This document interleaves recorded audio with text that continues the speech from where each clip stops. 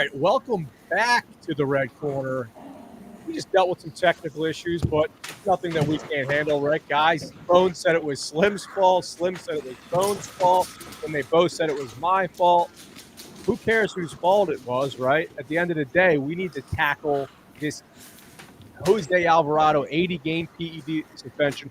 We're going to hit it the second time. We got the dogs barking in the background. They're ready. They are ready. They were anticipating this all night. We've been talking about it all night. Wow, that's going to be brutal. Guys, Slim, do me a favor. I want you to kick it off here, baby, because you hit us on the first take of this. You get a hot take on Alvarado. So let me get that again. So real fast with Alvarado, it's a slight panic mode, but it's not full panic button because I like the formality that we're establishing with Strom as the clear setup guy in the 8th inning, and then our boy, the reestablished Prince Romano himself. This guy has really proven himself the last 8 outings. His ERA has went from like 27 to around 7 now, which is a lot.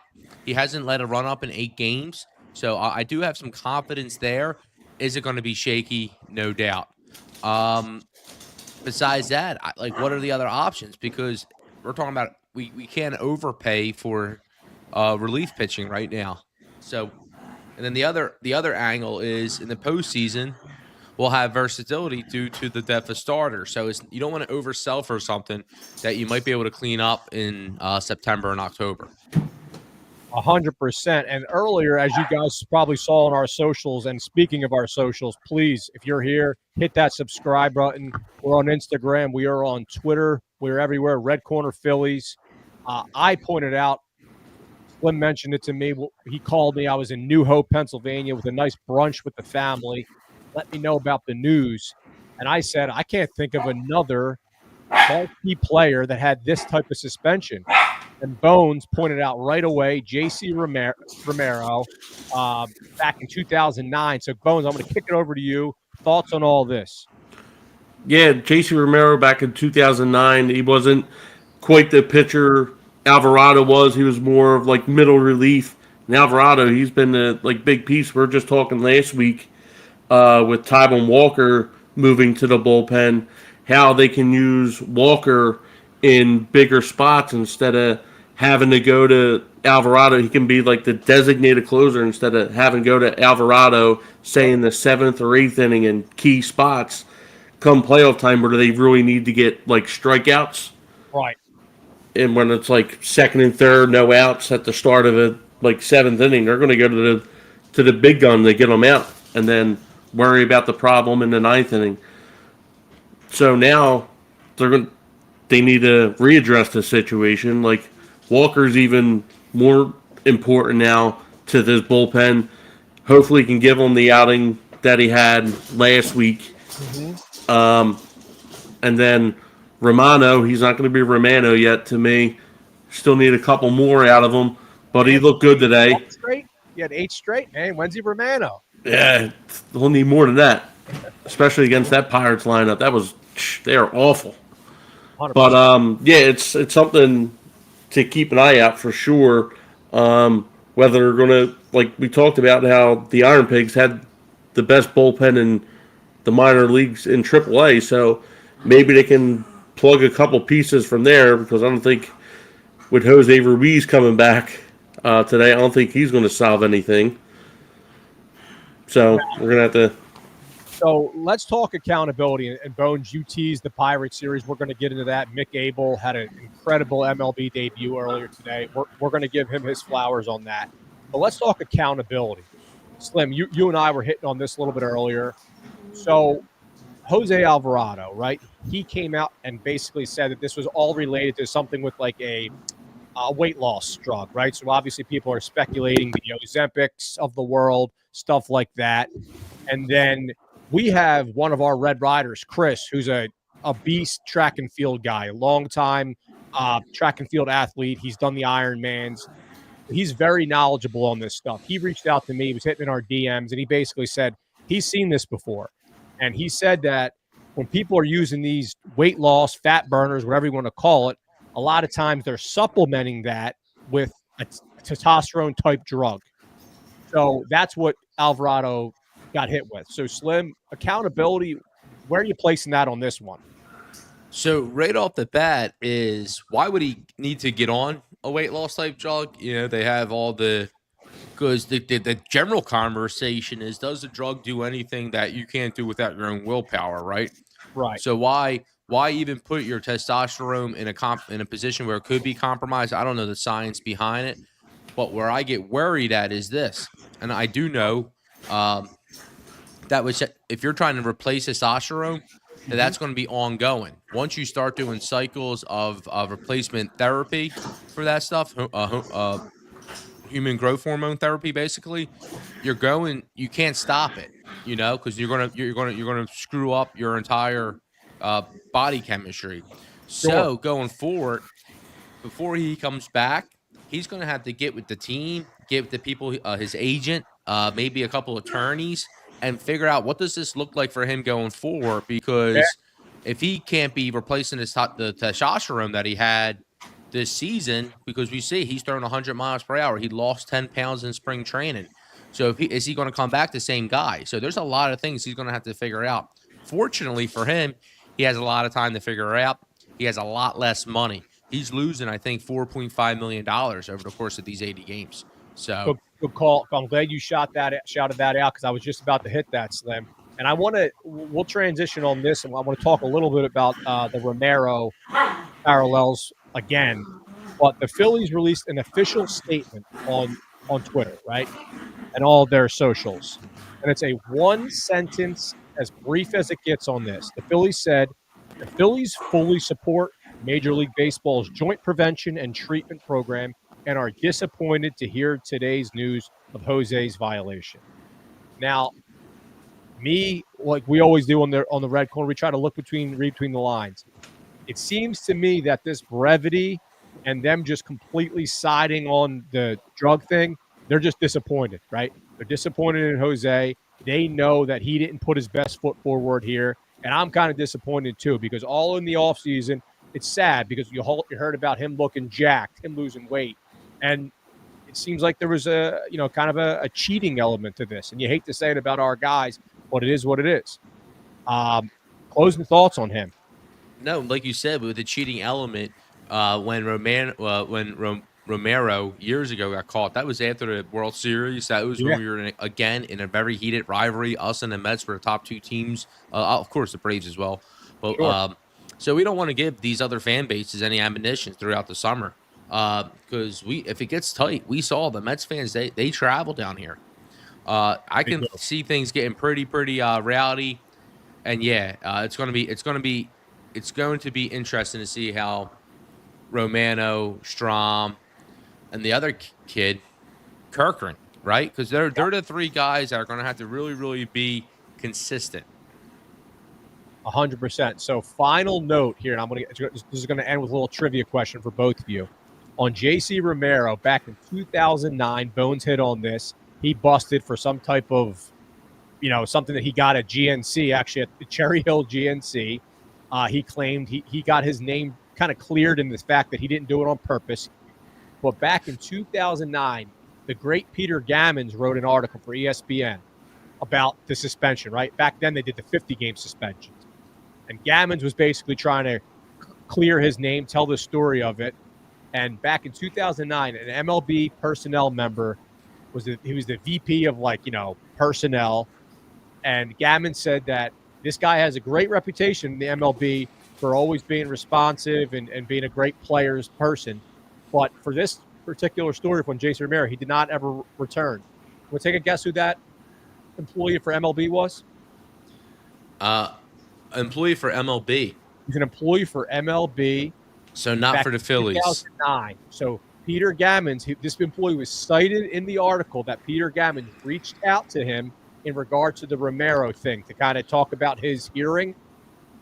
My head goes to Amaro Jr., but he's an employee of the Phillies, I would say. He was an employee of the MLB. Think about why I'm asking this. Hmm. Rob Manfred was that guy. So the Oh, so the future commissioner of Major League Baseball was kind of in the middle of that. That was his role at the time. I thought that was cool to see that because then this was a 16-year article, and they were just citing him as VP of whatever his title was, and at that time we didn't know he was going to be the future commissioner. So I thought that was cool to see that. yeah, put in the work. Putting in the work, 100%. All right, guys, let us transition here. And Bones, why don't you tease your trivia question and talk about that? We got another nice little City Connect koozie giveaway tonight, guys. All right, so the name of the game is Who Am I? As we did in the past. And tonight's answer, this former Phillies and Pirates pitcher is a two-time World Series champion. This is the first clue. In a couple minutes, we'll track back, throw your answers in the comments. Then two guys will let me know. They know the answer. And we'll go from there. Perfect. You want to start with your first question now or no? You want to tease that for later? I already did it. Okay, perfect. All right, sorry. I was actually just teasing up my next question here, looking at the chat. The Willie D just said he honestly thinks that they need to look at these lists and start knocking off things that are not that serious. I hear you, Willie, but Slim hit this on pretty emphatically. There's a 24/7 hotline that they can call. So there's no excuse to put something in your body, especially when there's $4 million, millions of dollars on the line. You got to take personal accountability. Yes. Here we go. So one more chat thing. We'll transition to the Pirates. We got Bruce coming in saying here, bring Painter up and put him in the starting lineup. Move Nola to relief and hope remaining closers can handle the load. Interesting with the Nola in relief. I don't think that's an option, but I'm excited to see Painter. Any credence to that? So I'm open to it. I'm open to everything. I don't think the Phillies are going to do it like you said. I think with Nola, it's funny to think about his season so far because early in the year when he had those quality starts, all the Nola backers were coming out. That was the thing. Is he a good pitcher? Right. And the baseball guys were saying, he's a good pitcher. He's a good pitcher. He looks like he's a terrible pitcher.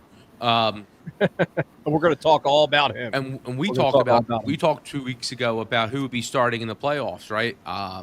Because we have such a plethora of talented starters on our team. And we're going to go probably due to him being a veteran and doing it for years, we'll probably still see Nola as that third guy. That's beyond in jeopardy now, right? Because the real thing is he might, if it's looking bad, if he comes back and it's still looking the same way, he might be, first off, we have to make the playoffs. But if we make the playoffs, his role on that, if he can't do relief, will be not on the roster, potentially. That's worst case scenario, I think, for Nola. Not relief pitching, but just not being on a playoff roster. 100%. Should we just dive into Nola right now? You want to just dive into I think with Bruce bringing it up, why not? Because that's the story. Yeah. Before this Alvarado bombshell got sent off today, the story was Nola, the handling of Nola, the IL stint that he's on. We saw, and then that leads into Mick Abel and his start today and what they're doing there. So what are you guys thinking with all that? So you saw on the socials, I kind of went on a little bit of a rant, and I got a couple DMs. I think some people misinterpreted what I was saying. I did clarify, but let me kind of go back into it, right? So we saw Aaron Nola have the absolute worst start of his career. As rough as you're going to see, right? What was it? 12 hits, 7 earned runs. He just didn't have it. So shortly thereafter, we saw him go on the 15-day IL for an ankle injury. And Rob was questioned after the fact, basically saying that, we saw that he had something going on before the start. We thought he could get through it. And then people were criticizing the fact, well, why did you keep him in there that long if you knew he was hurt? All that stuff. So basically, I went on a rant on our socials and just said, if you take that at 100% base value, I think that's a little bit delusional. So I think what we're doing is they're letting him get his mechanics, letting him get his mind straight, giving him a breather because he's in a rough patch right now. And what I would never do is question Aaron Nola's durability, his toughness. Aaron Nola is one of the good guys, right? So I hate to kick guys when they're down. Aaron Nola's been here for going on, 10 years now. He's always takes the ball every 5 days. And I want to share a little other story about Aaron Nola, kind of being about one of those laid back guys. So Nola and his now wife used to actually either live near me in a neighborhood I used to live in the city, or they frequented that neighborhood. They would go to a nearby cafe all the time with his wife and his dog. And I used to always love it because obviously I'm a huge Phillies fan, and I would see Aaron, and he's this low key guy that no one really notices, but every once in a while, someone would notice him, and I'd be walking by, and he would be the most gracious, polite guy. You know, someone would come over asking for an autograph or asking for a selfie, and you saw him just kind of take it with a stride, never a snob about it. So Aaron Nola is truly one of the good guys, right? He's one of those guys that you hate to see down. But that being said, Bones, and I'm looking at you, he's down right now. Yeah, and I totally agree with you.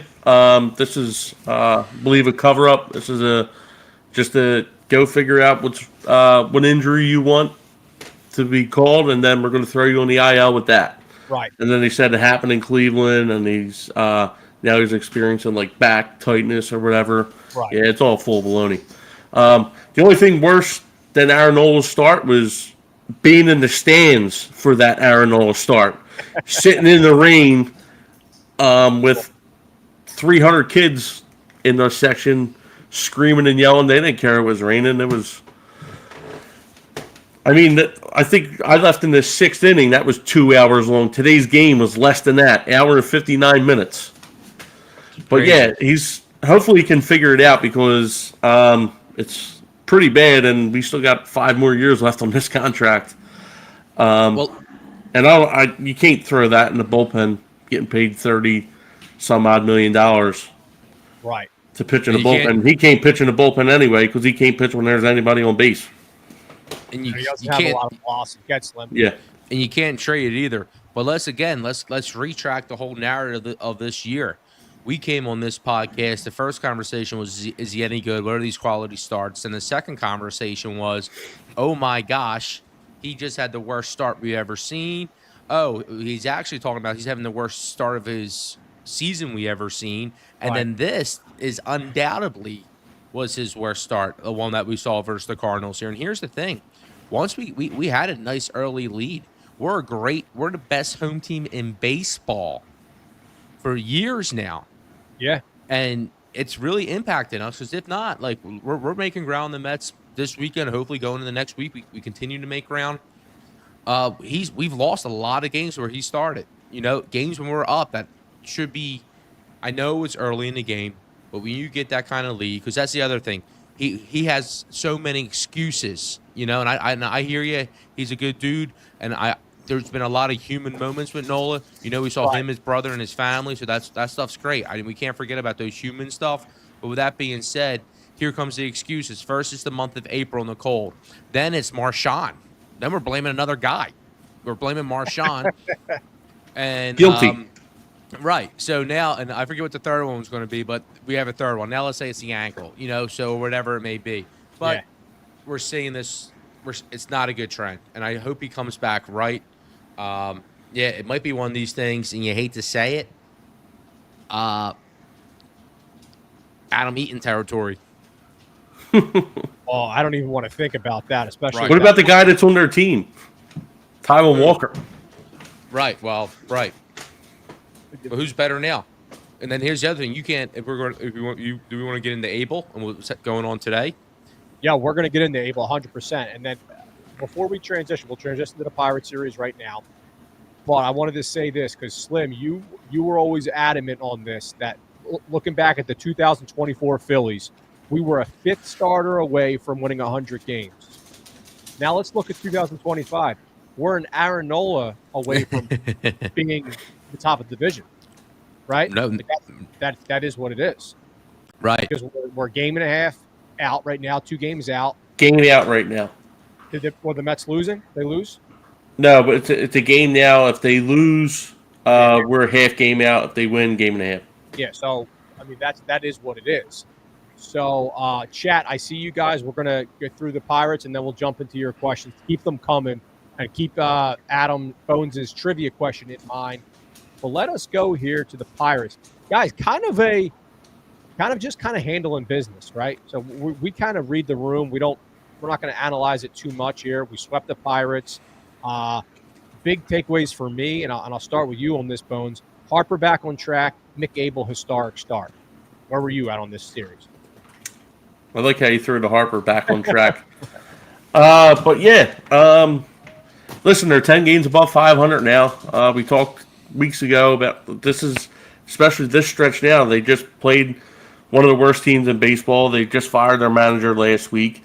And then come tomorrow, they're playing the worst team in baseball. So it's like a huge stretch that they can capitalize on. And this is what you got to do, especially to make the playoffs, because it's going to be a dogfight, especially with the NL West. I thought it was a great weekend. Of course, we had Mick Abel, major league debut today, 9 strikeouts, most strikeouts by Phillies pitcher since 1947. Tied the record with 9 there. That debuted, just to clarify. Yep. And then Bryson Stott had a homer yesterday. Zach Wheeler looked outstanding again. 8 of the 10 starts he had this year, 2 earned runs or less. I mean, it's all starting to add up, and this is then, like you said, we got hit with the news. Like, everything was going good, and then we got the punch in the gut with the Alvarado thing, and then it's just, this is what happens. Usually Phillies have been so good the last couple of years with kind of avoiding this stuff. Yeah. And now it's like hitting them. It was like minor injuries here and there, but this is poised to be a big run for the Phillies in my eyes. This is all like part of the story, I guess. Slim. I'm with Adam. What he said at the end there is part of the story, and we've already heard Dombrowski has came out and said part of that. All the great teams he's been on have had faced, some kind of issues somewhere in the season. So this is an issue, but it's not an issue that we shouldn't be able to fix. With that being said, we know Alvarado. He was filthy. I think at one point, he had 24 strikeouts to like 4 or 5 walks. So we know he's phenomenal, but we're gonna have to get over that. With this series, the only real big takeaway I'm taking away is Mick Abel. The Pirates are a terrible baseball team. That lineup is terrible. It's terrible. They had a chance Friday night after the errors, but then you saw they bring in the bullpen. They're walking guys left and right. They're messing up relay throws. It's just a bad team. Secondly, that sticks out to me is that guy Robert who came up for the doubleheader earlier on. That dude's terrible. So that was funny to see him. I mean, I don't want to kick a man while he's down, but that was some comic relief. What, you had 3 straight walks? Oh my gosh, dude, that was something else. I couldn't believe it. But lastly, going back to Mick Abel, the star of the weekend, you can't sit there and say if he's throwing 97, 98, I think a couple times he hit 99.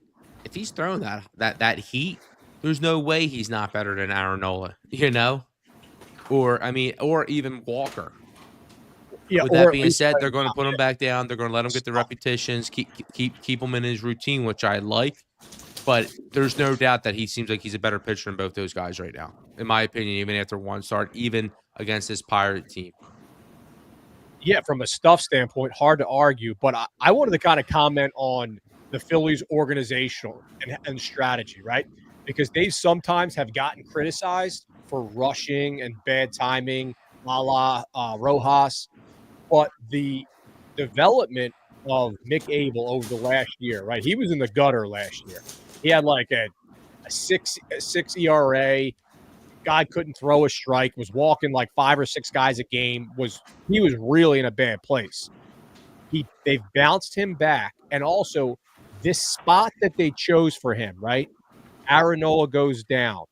They know it's a struggling Pirates team. It's also a nice spotlight opportunity against Skenes. But remember, he's not pitching against Skenes, right?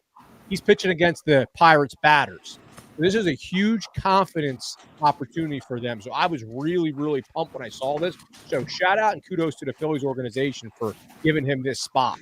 Big one. Yeah, They gave him a great spot. That Yeah. 100% was they knew what it looked like. The one thing is, and not that either you guys said it, and I haven't heard no one say it, and I don't think we're gonna be looking to trade this kid because he, like I said, he seems legit. So why would we get rid of him? Yeah. Secondly, his value, I think the immediate counter would be the Pirates lineup. Like, all right, like he did Totally. against the Pirates, we got to see it against something else now. So, but yeah, besides that, he started this game off. I think his first 25 pitches, he had like 21 or 22 strikes, and the 2 balls out of those 3 balls they called against him were strikes. So he's throwing gas and he's all over the strike zone. And the Pirates couldn't keep up with him at all. And give me one quick second. I got something going on. Yeah, there was actually one pitch I seen in the first inning where I wanted to text in the group and I got sidetracked about how he was getting squeezed there. It's definitely like a rookie squeeze job there. But yeah, it's 74% of his pitches were for strikes today. And when you can command your fastball and with the pitches he has, it's a big setup. And he looked really good today. And they said they were going to send him down like immediately after the game. I don't know. I haven't seen nothing to where he was sent down yet. I don't know if you know anything about that. But like, I mean, you gotta. Maybe they don't want him pitching on the road because I know they go back on the road this week. Expect for going to Colorado for the first series. But he looked good. And that's all you can ask for. And like you said, it was a good setup. It's a bad Pirates lineup, but it's a major league lineup no matter which way you put it, and it's a confidence boost for him. And so to answer your question, Rob did say after the game that he's most likely going to get sent down, but based on the way he's pitching and obviously everything that's going on in the Phillies organization, there's going to be some opportunities. Yeah, he only threw 84 pitches too. 84 pitches. He looked great. Let's go to the chat, and then we'll transition here to Feel the Love. So we got any answers yet? No answers yet. No answers yet. Suck. Yeah. So we got BD Jones in the chat. Man, it sucks that Alvarado went positive for PED. I completely agree, BD Jones, and welcome back. Shawnee K saying 10-2 or 9-3. What did I say to you? And he's referring to the Phillies stretch. They're going to have to go 10-2 or 9-3 on this stretch. You're spot on so far. Shane R in the chat saying it sucks what happened with Alvarado and Nola, but we are in good shape with the starters we have. Also, it's going to force us to make some serious moves to shore up the closer spot. Let's spend some time on that. Slim, are you concerned about any potential us reaching or trading guys we wouldn't have traded otherwise over this Alvarado stuff? So I want to see Dombrowski make a move. Right now, I don't think he's going to force his hand to find himself a closer. The one thing is they know we need a closer now. It was already kind of in a conversation, but now it's like solidified conversation. So they're going to try to hit us over the head with the prices, and the hot name would be Mason Miller. And don't get me wrong, if the trade was Mason Miller for Crawford, I would do it in a second. But what they're going to ask for is Miller and Crawford, and then you don't have a trade anymore. So yeah, I think what we're going to have to do is really lean into our boy Romano. Romano is going to be our Brad Lidge this year. So let's believe. We got to believe. And even when Alvarado comes back, again, we saw a lot of times he was pitching the 8th inning, depending on what part of the lineup was up. So there's no reason for, like I said, I like the uniformity of having Romano. All right, you're the ninth guy, the ninth guy, the ninth guy, the ninth guy. And if he ends up blowing 4 or 5 saves this year, that's fine. Potentially, depending how we're doing. If we fix this one starter spot, the Nola spot, I think we can have a little bit of flexibility in Romano's growth as our he's getting paid as much as Alvarado, basically. So he should be able to do the job too. 100%. All right, guys. Welcome to the segment where we feel the love, brought to you by Love City Brewing, our proud brewery partner. I'm looking forward to our next tailgate, which is May 31st, when we will be drinking our Love City lagers and bones. Let's start with you this week. Who is your Feel the Love? Feel the Love, we're getting our wheels up this week, and it's Zach Wheeler. Going back to last week, we had the play-by-play show we did on Sunday night. Yeah. We cut off before the game was over, so I'm going to throw that stat into here. They won that game this week. He went 13 innings pitched, 0 runs, 0 walks, I believe. Where'd it go? Shit, I lost it. But nonetheless, like I said earlier, 8 of the 10 games that he's pitched this year, under it was either 2 runs or fewer. 2.67 ERA for the year, and even better WHIP of 0.87. So he's striking out. He's tops in almost all the categories like that you see. He's in the top 5 in everything. Leads the league in strikeouts, I believe. So, I mean, Zach Wheeler, he's been. There was a couple starts where he was shaky there, but he got the job done, and he's just in midseason form right now, and he's shown why he's the ace of the staff and got that extension. Yeah, if there were just a little bit of of doubts, sneaking into any of our minds, he silenced that already, right? 3 walks he had this week. Sorry. How you feeling the love for this week, man? Yeah, so I don't want to spend too much time on it, but again, I got 2, and I have to have 2. It's Romano, because now he's going to be getting the opportunities. He's going to have a great story this year for us. So I'm all in on Romano, Little Dicky, and then the second one is Abel. I did not know Abel was going to be throwing 97, 98, 99. Now that he's throwing that kind of high heat, yeah, I'm excited. I'm excited for him.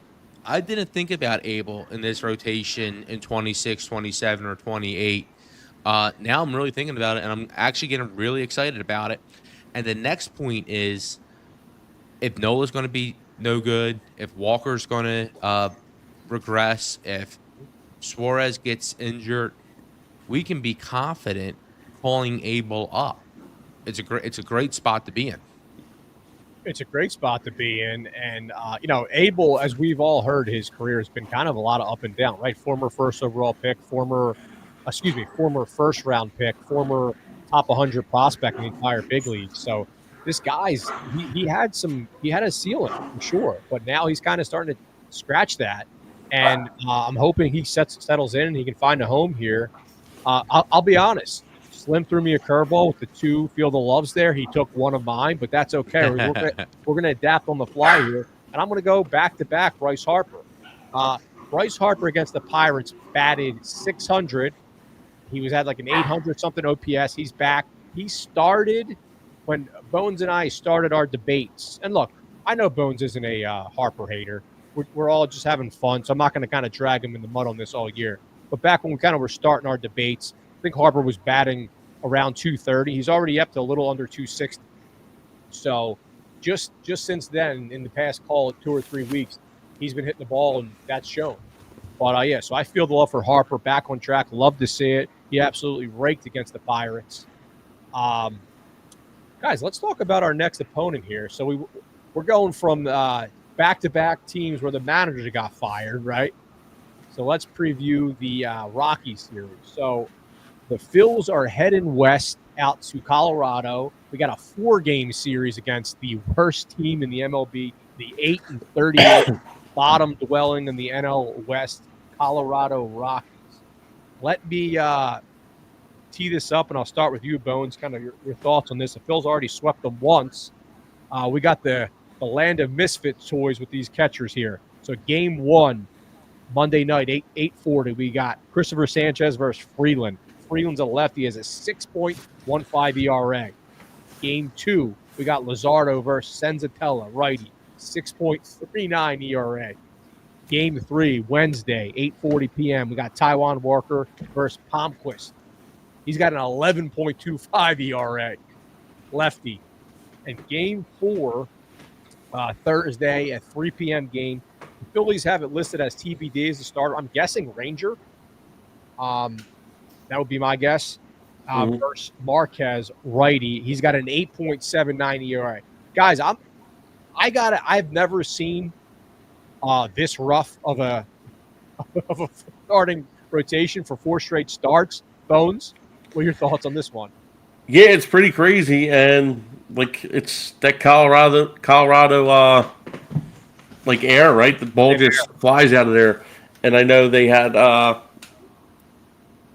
like games in Chicago but Freeland, like he's if it wasn't for Aaron Nola, he'd be the worst starter in baseball right now. So thank God for Aaron Nola if you're Kyle Freeland. Right. And he like talked about it. He was like crying like in a post game conference last week because That's a shame. like he feels bad. He's been there for a few years. He's probably the longest tenured Rocky on that team, and he used to be a good pitcher. I don't know what happened, but like these other guys, they seen the guy saying what was his name? That's the second. Nola. Yeah, game 2 starter. They seen him before, and it's Phillies just got to keep to what they're doing. The Rockies, I'm telling, they're going to hit the ball out there. Like that's these pitchers, they got to keep the ball down. Especially you go to game 3, Taiwan Walker on the mound.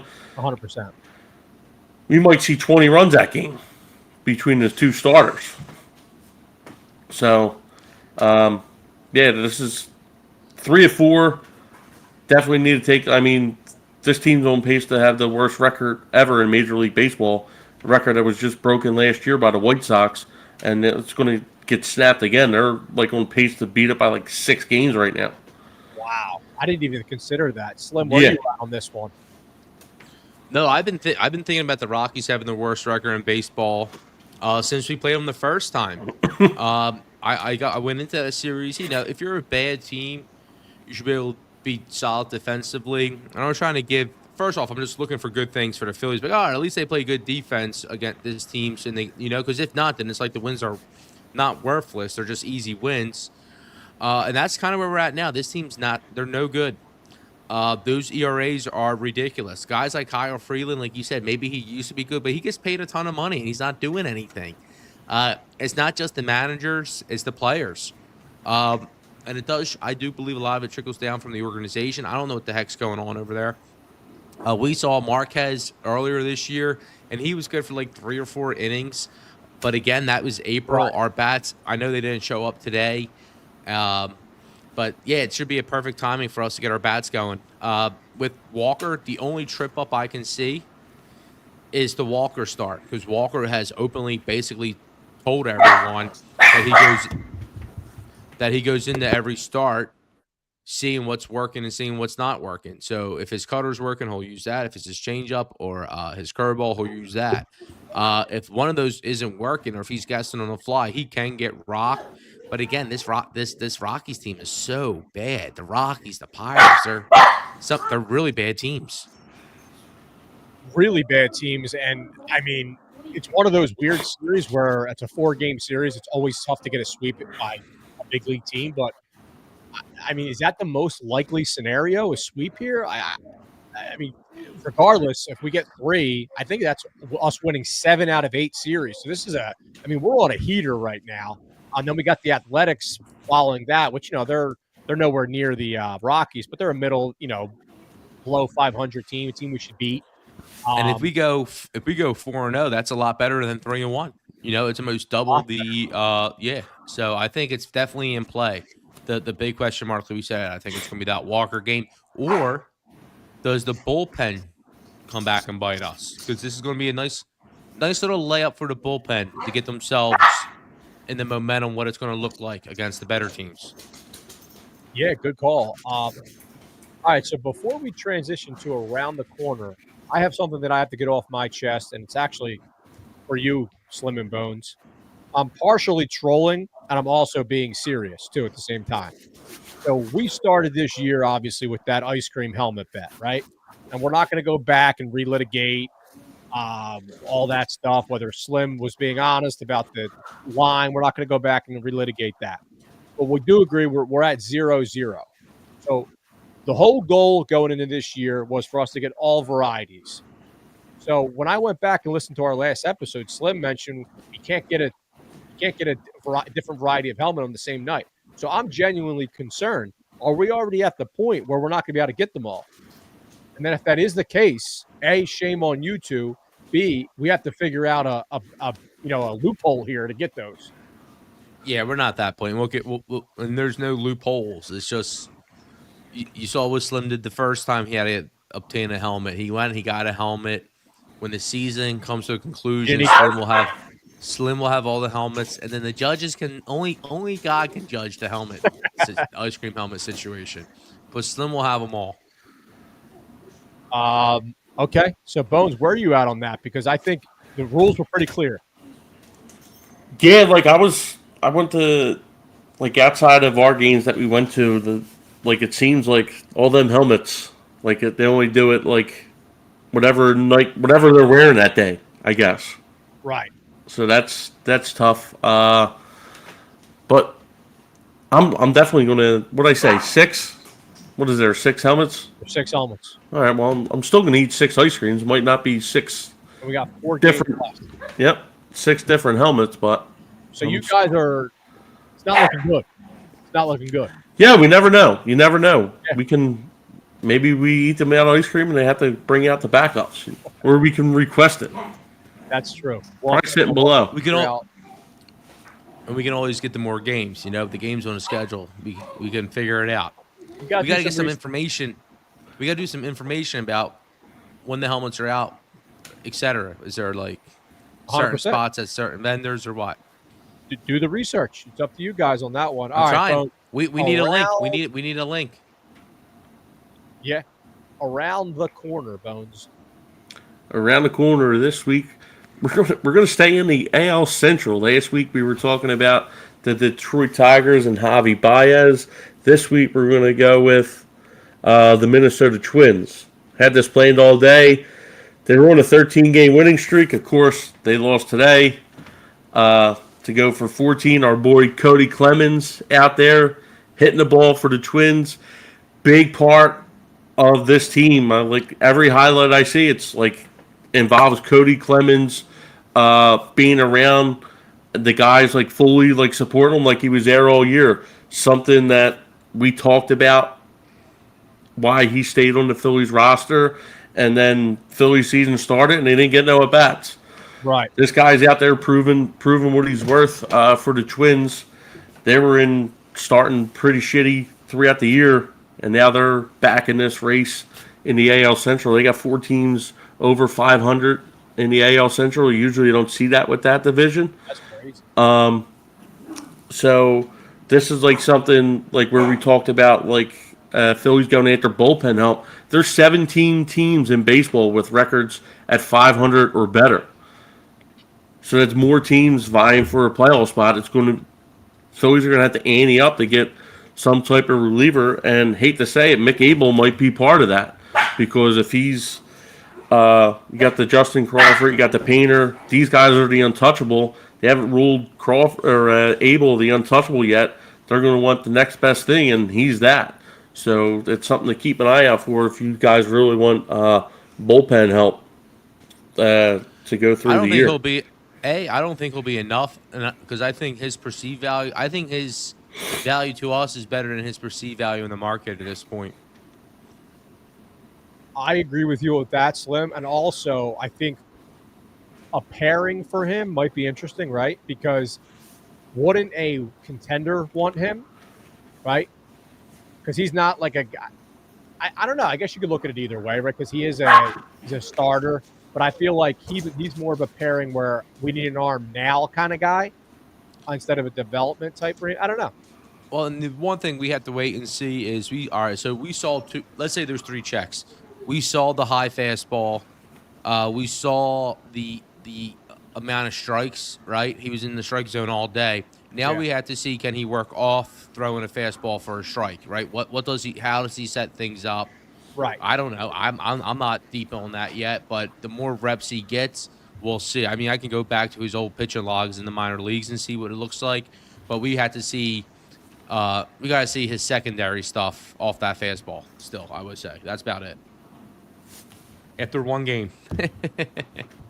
100%. And let's Slim, you got some picks for us, man. We do. So it's been a week. Unfortunately, the last picks, the 3 games I gave out, including the double downs, I think it was the Nationals, the Cardinals, and the Mets, maybe. I can't remember. But long story short, 0-6. Okay, so we went 0-6 last time you guys were talking, the Slim and Partners. That brings our record to 22-52 for the year.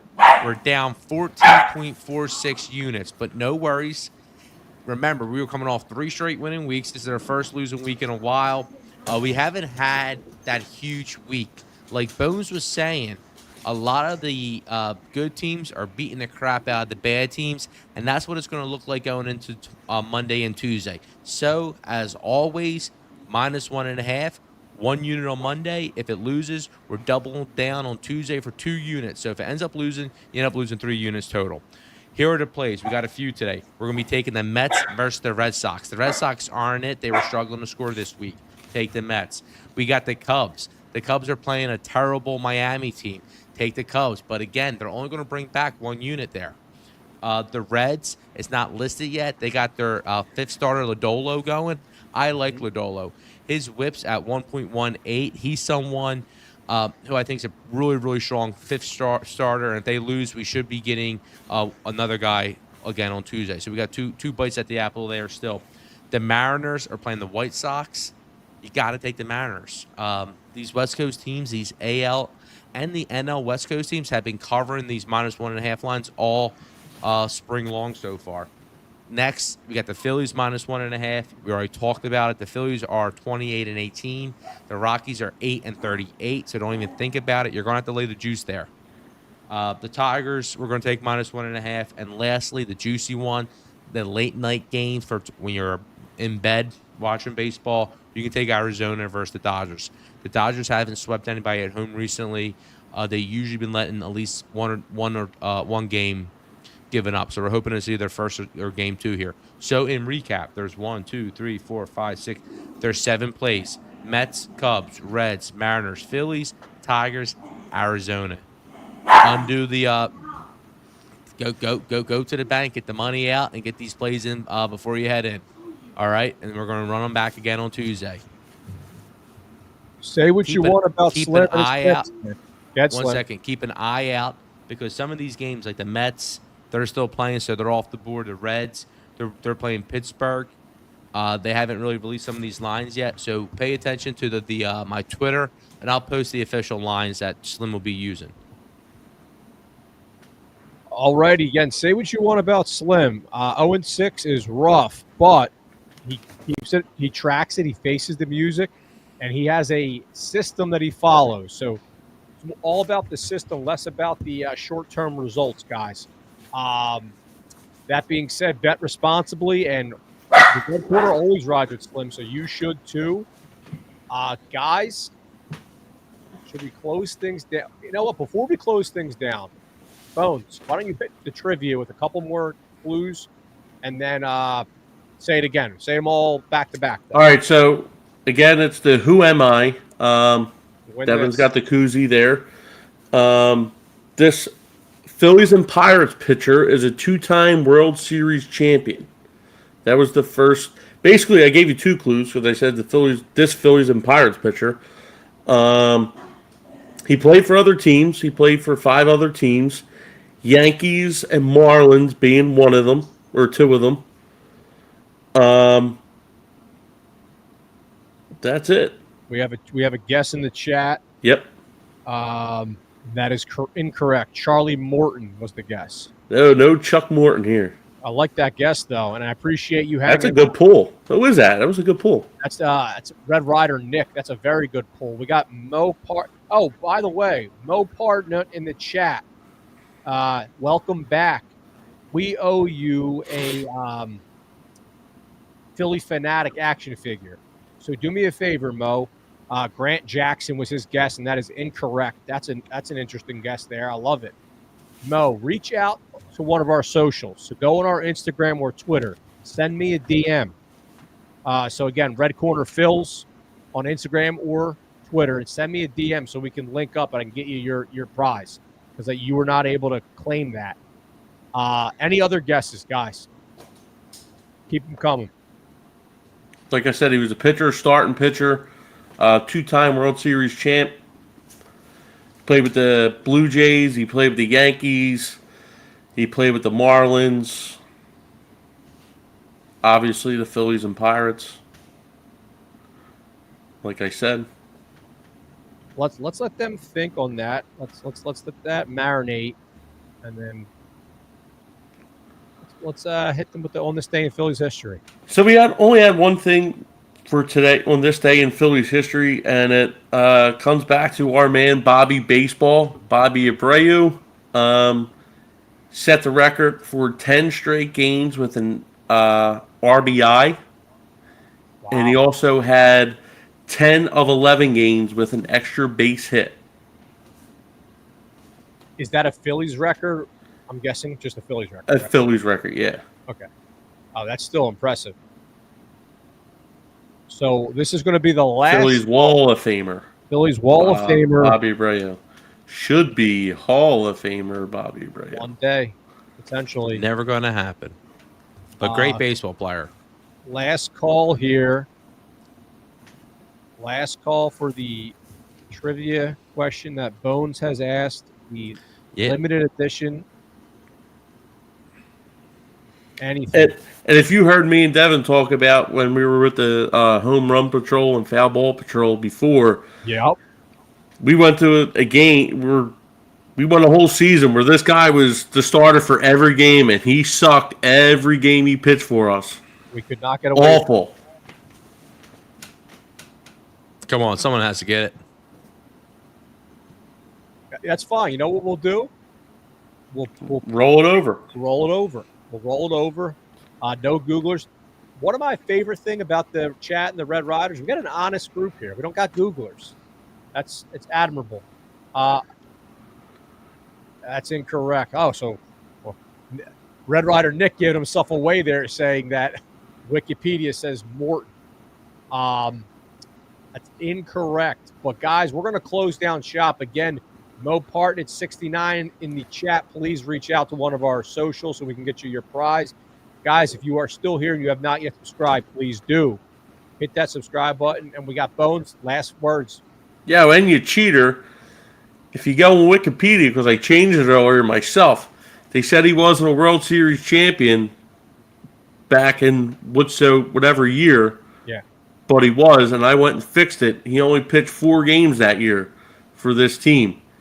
So he was a World Series champion. Not going to give away the answer, but I changed it on Wikipedia.